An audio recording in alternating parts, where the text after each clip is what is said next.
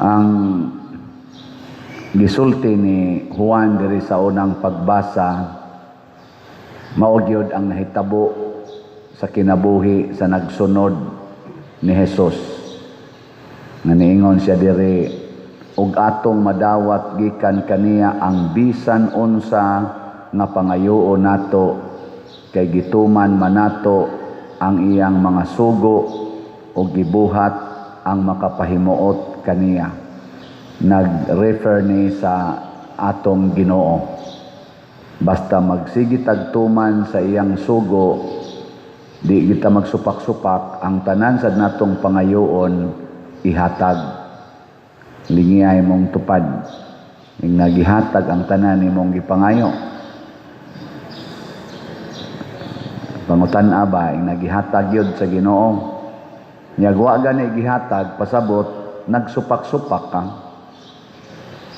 Simple ra kayo nga rason. Usahay magmahay patas Ginoo nya, kusog ra ba kay tang mo judge nga, Lord, wa jud ko ni supak nimo. Gituman gid nako imong mga sugo. Nya nagpa-colors buhok.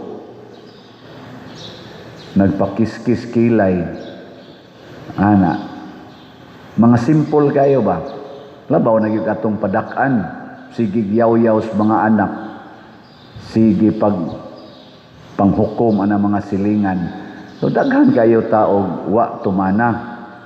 Mao na unsaon ba nato pag siguro nga gituman nato, kinahanglan nga magpa-guide ta sa Espiritu Santo, dili sa espiritu sa kalibutan.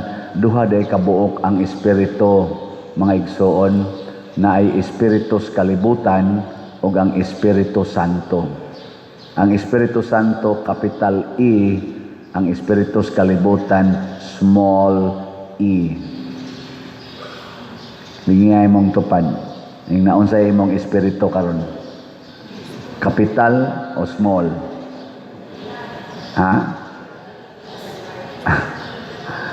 Capital o small?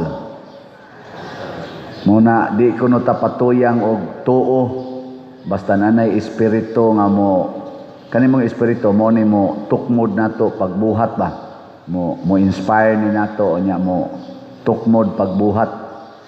Mo na niingon diri si San Juan, ayaw ninyo tuuhi ang tanang nagpatuo ng espiritu anaa kanila, kundili usisahan ninyo kung gikan bagayod sa Dios ang espiritu nga anaa kanila. Usisaha nya unsa man kuno pag-usisa, kana bang ang nagtukmod nato pagbuhat nagtudlo sad nato nga si Hesus nahimong tao, matuod nga Dios ug matuod nga tao. Kinsa ninyo dinhi ang moingon, Pader, mutuog yun ko nga si Hesus matuod nga tao. Taas ang amot.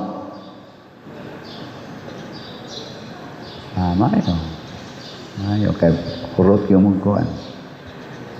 Nya ang pagtuo kinahanglan man kuno na dili lang sa pulong, di lang sa hunahuna, ibutang man sa buhat. Kinsa ninyo dinhi nga moingon, Pader, ang tanang gibuhat ni Hesus ako sang buhaton. Taas ang amot. Awa na, os-os na. Kay ang matuod nga tao mubuhat sa gibuhat ni Hesus, nga naman kay matuod man siyang tao. Pero kita kusog man kitang musupak. Kanang maingon si Hesus, biyai ang tanan. Biyai ang tanan. Kinsa ninyo dinhi ang mo tuman ana be, tas kamo. Biyai gid ang tanan. Ang iya paganing gigamit paganing word, dumti. Dumti. Awa na, wala ni isa. Ay, patay sana bro. Unsa na mo itong kanon, unsa na mo itong kan. Si Hesus ay nibiya sa iyang Pinoy-anan. Gibiyaan niya sa Mama Mary. Lakaw-lakaw siya. Manto siya sa Bulon, sa Naphtali. Lakaw-lakaw siya kay gipriso man si Juan. Posible nga siya isunod. Karon ra ba kuno gipriso kuno tong president sa Venezuela, basin kuno mosunod ang president sa Philippines. tago-tago na yun. Gipriso sa si Presidente Digong dito sa dahig, tago-tago sa bato. Kaya basig siya isunod sa ICC. Galumba lang ron kinsay unang makapriso. Ang ICC sa gikulbaan sa kaya basig pamprisuhon sa silang President Donald Trump. Nya kontra ra ba kay ni Donald Trump ang kaning mga magpadagan aning drogas, mao man iyang accusation sa president sa Venezuela ba na? Venezuela katong yang giatake si ito Maduro sa tingan nato. Oh, iyarong gi tsunangana presidentes nasod gidakop gidakop sa presidentes Amerika kay adto hiringon dito adto ang iyang kaso i-file sa Amerika pamatud-an kung siya narco-politik ba? Niya dinis ato sige ra batag accuse og saan nang ipang-accuse nila diha? Wa ra ba gyud magpa hair follicle. Dili ka ni mo na. Sugot mo. Wa ra bang tingog. Nya matud pang Donald Trump dili pa may magbutang og tao nga muda sa Venezuela. For the meantime, ang Amerika usa mo'y mag-manage sa Venezuela. Nya siguroon na mo nga mulingkod makaayo na gyud sa ilang nasod. Ambot lang. O unsa ka reliable. Mukalit sa nag-ingon amo sa ning i-manage ang Pilipinas. Amo lang huwaton nga naa nay saktong mulingkod. Ambot lang. Kung tao gani mao'y musaad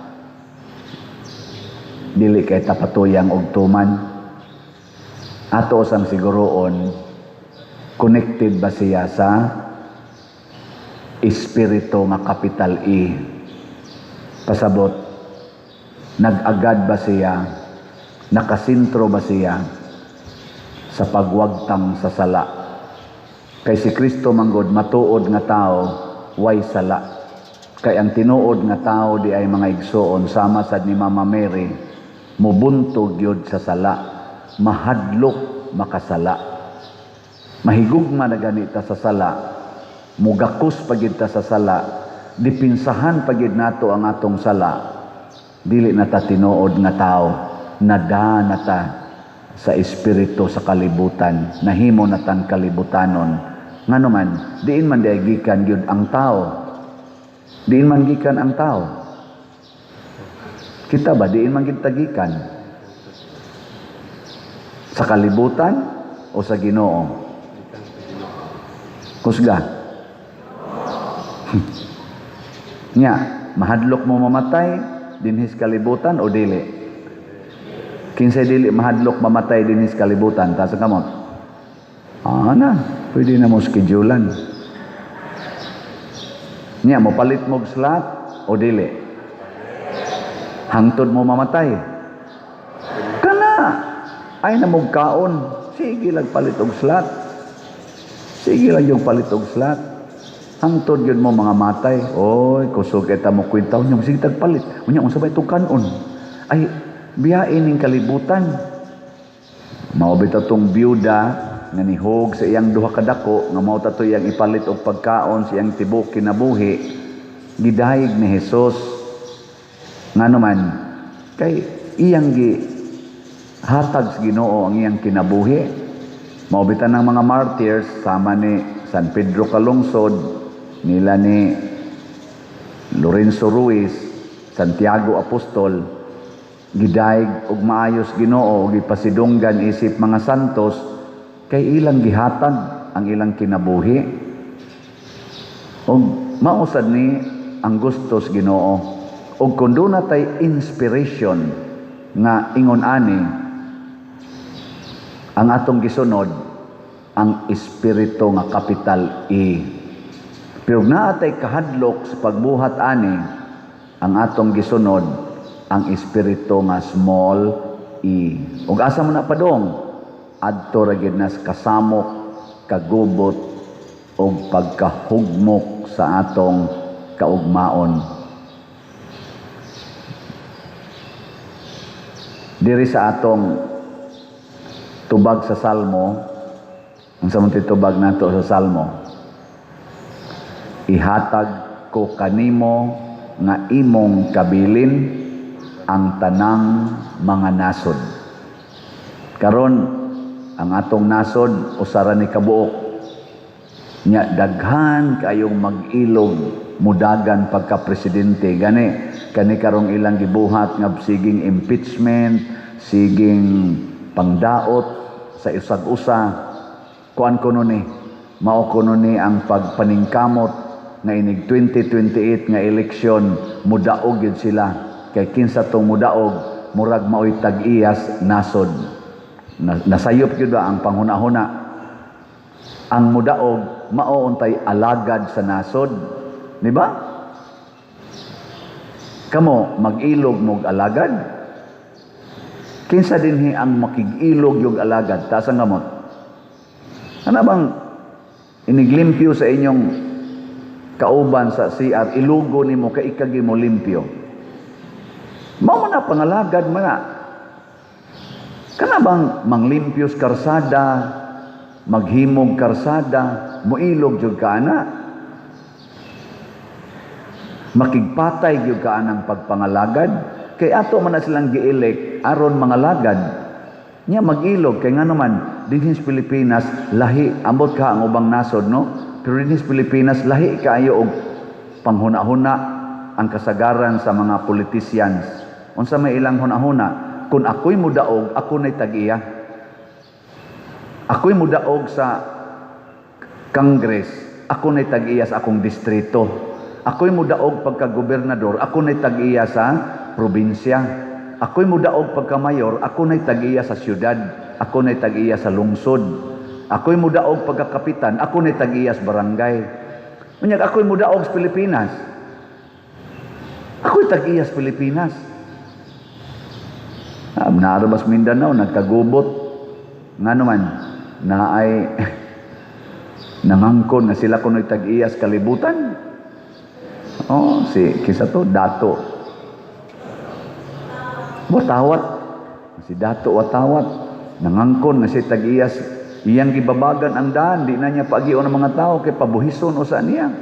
Ambot siya ba kay gahimo atong karsada, konkrito man to, lapad na karsada, iyang gibabagan kay dili niya pag-ian kay pabuhison kay siya tag-iyas kalibutan. Mga igsoon, laway kayo tanahon nga ang mga elected official sa atong nasod nagpakaaron ingnon nga sila nay tag-iya sa atong nasod. Nya kita mo igapili nila.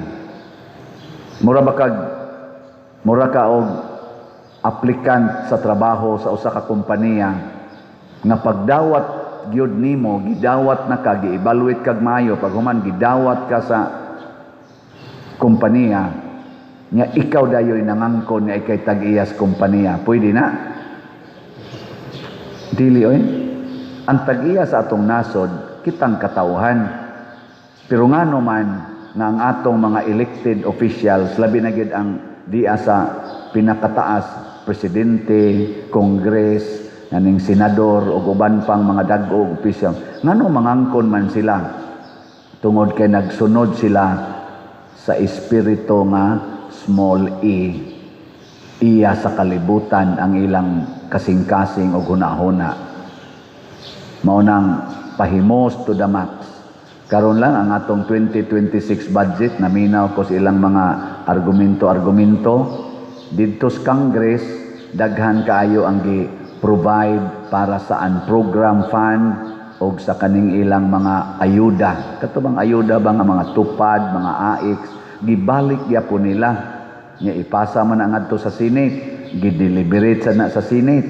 Ang Senate version gipangminusan og maayo ang ayuda, gipangminusan og maayo ang unprogrammed funds. Nya human moadto man dayos BICAM. Human na sila, nag-BICAM na. Karon mag-plenary naman tingal ito. Human na baka Basta nakakita ko social media, ni-explain si Senador Marcolita nga ning supak siya sa version sa bicameral committee. Kaya nga naman, gibalik na sa dito ang gitangtang sa Senate. Ang mga ayuda, ang mga unprogram, gipadak-an pagyud ang uban. So in short, padayonon gid na nilang ayuda system o kanana ang unprogram. Nga naman, discretionary man na sa officer, sa authorized officer, discretionary. Pasabot siya rin magpirma-pirma ana or pila ka buok sila, ma-release na siya.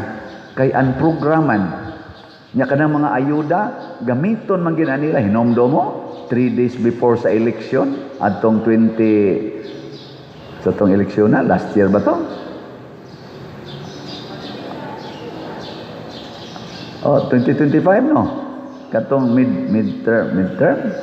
Oh, porting hinatagay kwarta Ako, taod-taod naman yung kong ga-serve anang sisimpel, niya kami may basa-basa man anang omnibus election code. Gibutang man ginadiha, no electioneering, wa na gyud campaign, wa na manghatag og kwarta, mo bitan na ingon sila kinamangay to the max na kuno na sa mga buangon. Pero kadto harap-harapan, ga traffic ang daan, amot dinis Compostela nag-traffic wasagha. Basta dito liluan, tulo ka area, traffic kaayo. Ngano man, sige yung hinatagay nga dili ra mga taong pobre ang dito, naay mga sakyanan. Muapil sa linya, abot ning nanimba karon wa ba kani kaapil og linya ato. Gitiksan pa ko kay senior naman ko pader, nakuha na nimong imo nako, unsa akong kuhaon. Di ko mulinya diha oy. Kadako na kong kolekta inig dupa-dupa nako, ana di ko mulinya. Mao na. Kana ba? Nya human ato giinom, gitungit, ang uban ato waldas-waldas lang, gisugal, wa gi epekto. Perti lang gyapon atong lisura. Mo na ang proposal unta to sa Senate version, iagi siya sa mga livelihood o kaning sabi nga na, ipamino sa Bayronos Corrente. Gani na panay proposal si Senator Marcolita nga kana unta tong magbayad og mga 2,000 ba to kanang sa minimum ba nga kuryente, ilibre na lang na siya kung gagmay ilang consumption nya og ilibre ko no makapahimos pila to ka milyon Filipinos tibok Pilipinas mugasto ra kuno og mga 115 billion sa usa ka tuig sa pag-subsidize anang mga gagmay na nga bayad naibay bracket ba na kung kanira imong consumption wa na kay bayronon sa kuryente. Matod pa niya, di pa na makurakot kay ibayad man na ngantos kuryente. Nya naagid ang kanang bill. Mao man ay bayaran sa gobyerno. Nya 115 billion raman tingay ito sa iyang kwenta-kwenta o sa katuig. Pero ang atong ayuda, almost 200 billion kada tuig ang marilis. So dako ang takay tag-masave. Almost 100 billion ang atong masave. Munang kuan kaayo na naganing lisod kayo kung magsunod ta sa small e nga kuan tungod na sa pagpangangkon sa mga nasod. Pero magsunod di ita sa Espiritu Santo, maato ang mga nasod. Unsay pasabot ana nga ang tanang mga nasod mohatag nato og pagtahod, mo respeto og mapalambo sa nato ang mga nasod. Tanawa si Saint John Paul II, usala ni sa ato mga examples. Saint John Paul II, pagkamatay niya, tanang mga nasod niadto kay aron motahod niya. Og bisan asa siya musod nga nasod, pinasidunggan siya, bisag dili pas katolikong nasod. Nganuman, kay nagsunod man siya sa Espiritu Santo. Tanawa sab si Mother Teresa of Calcutta, tanang nasod iya man tong gisudlan, tanan sang nasod nga mga leaders ning bawog yun, ning tahod yun ni Mother Teresa. Nganuman kay gasunod sad siya sa Espiritu Santo. Lingay mong tupad ning na nitahod nimo imong mga silingan. Nangutan abay na kanang imong tanang silingan ni tahod nimo. Og naa gani gasigig libak nimo, pasabot ana wa ka nagsunod sa Espiritu Santo. Ang imong espiritong gisunod, espiritus kalibutan. So katong nagsunod sa Espiritu Santo, manindog ta.